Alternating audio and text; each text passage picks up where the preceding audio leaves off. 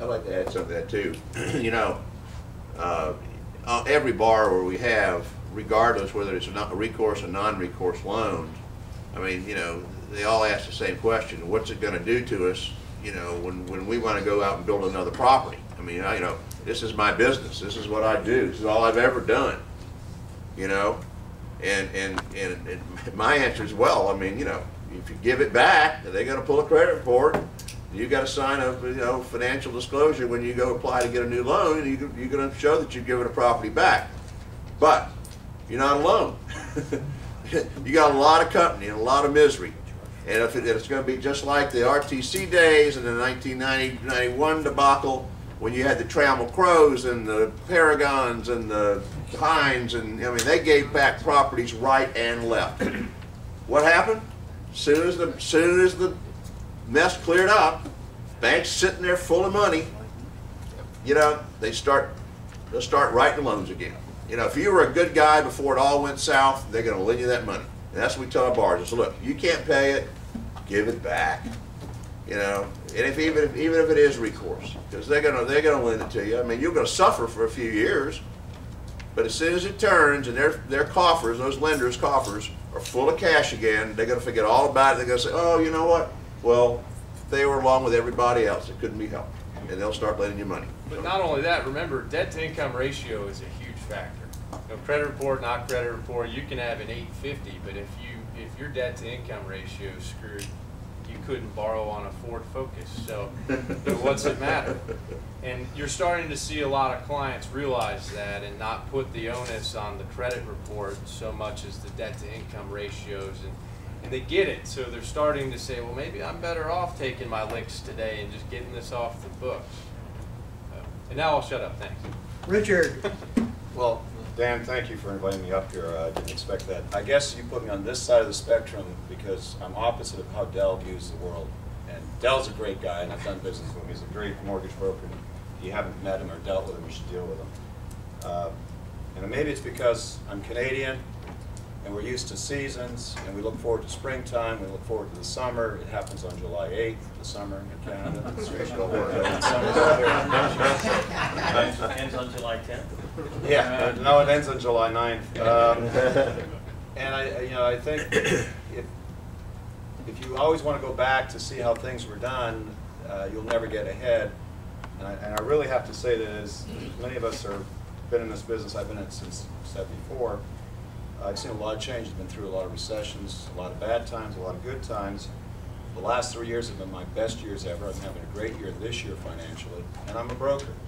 I make my money through fees, but it's a lot of work.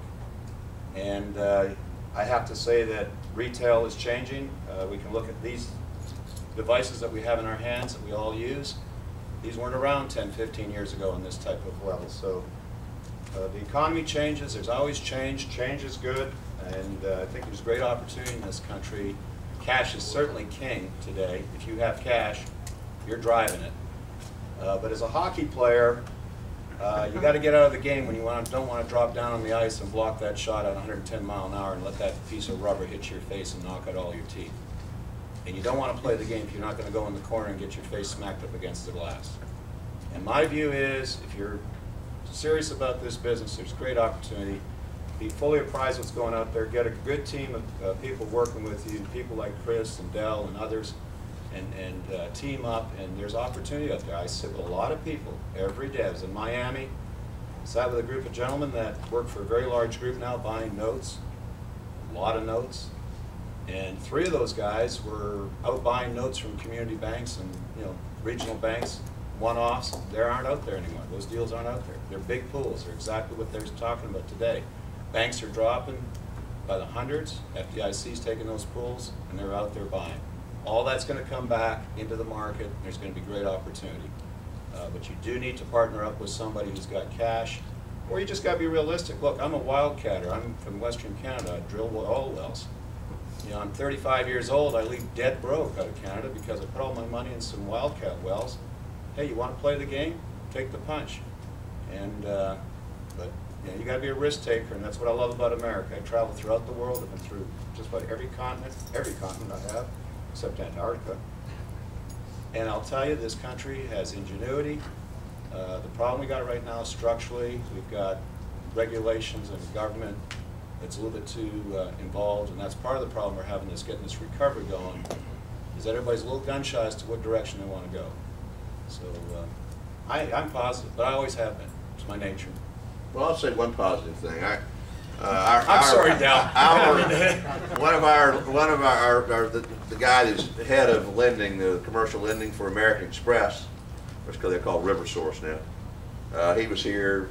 We were doing some loan modifications. That means reducing mortgages and da-da-da-da. You're right, we don't have any foreclosures, but we have done some modifications, dropping interest rates to make things work. Anyway, so what this gentleman said was that that American Express feels like that in 24 months, we, the mortgage banker, mortgage broker, who have legitimate lending sources, will make more money we've ever made in our careers. Because this product's going to be coming back on the street. Absolutely. And believe me, I mean, American Express, those guys are sharp. So I'm putting a lot of faith in that comment. But you got to hang on, for a while longer. Well, thank everybody for coming. I hope we've stimulated some ideas with you today. The speakers all said that they'd stay for a few minutes. We have still some coffee. We're not going to be chased out of the room.